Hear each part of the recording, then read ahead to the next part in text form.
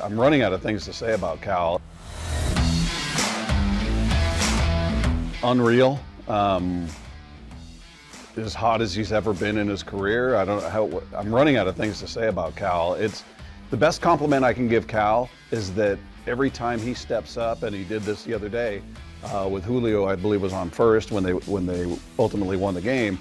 Cal steps up to the plate. I just expect that he's going to do something. I just expect it's going to be a base hit. It's going to be a home run. And when it doesn't happen, you're kind of surprised. And it's not a knock on him. That's just the expectation he's created with how hot he's been, that if he doesn't come through with something, you're kind of like, oh, wow, that was weird. So it's amazing. I feel like on some levels and maybe all levels, he's becoming the superstar that Julio was supposed to be.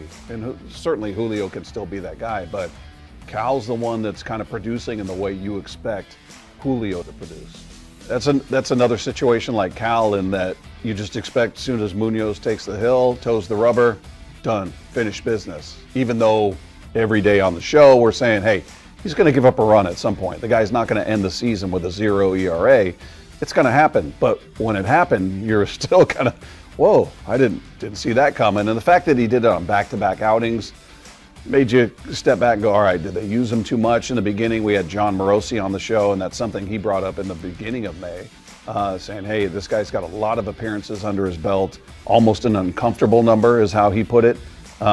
So you immediately start thinking, all right, is he being used too much? Or look, it's the vagaries of baseball. It's what happens. So I don't have any big concerns at this point. It was weird to see back-to-back outings, him give up a run, but I still have absolute faith in Munoz.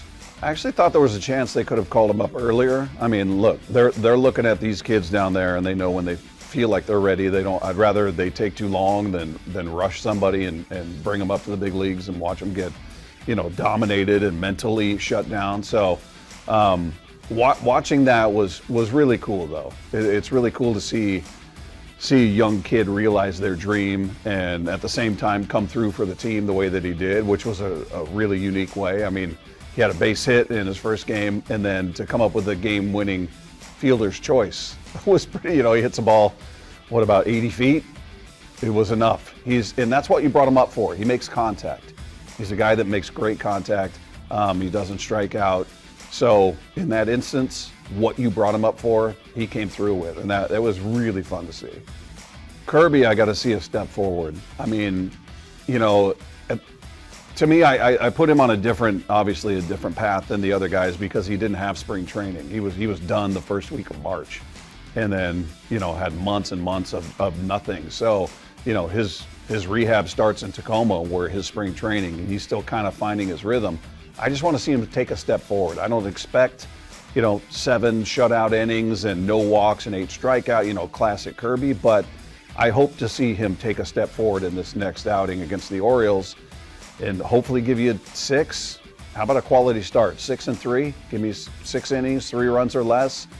Even that's not classic Kirby. He's just a shutdown guy, but if he can just take that step, I would feel a lot better about where he's at. And Bryce Miller, when you looked at his line, 4 innings, 71 pitches, 3 runs, gave up a home run, looked pretty similar to his other lines when he was saying he didn't feel good. The only thing I took away from this start was, the first inning he looked great.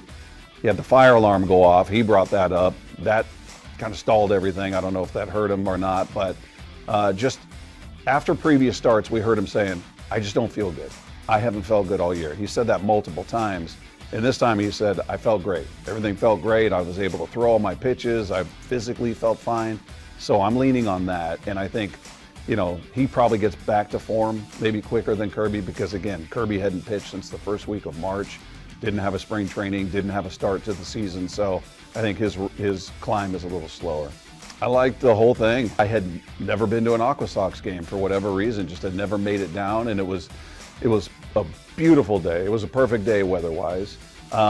Their presentation I thought was great. I thought the stadium was great. It's got a very, Everett's not that far, but it felt small town. It felt very personal. It felt that it was cool. The fans were really into it. It's cool to see, young kids out there that hopefully are going to be stars for this team. We saw, you know, Lucero Montez and Ty Pete and Colt Emerson, and saw, you know, all these guys that we hear these names over and over, and maybe one day we're going to see them up here, maybe some sooner than others with the big club.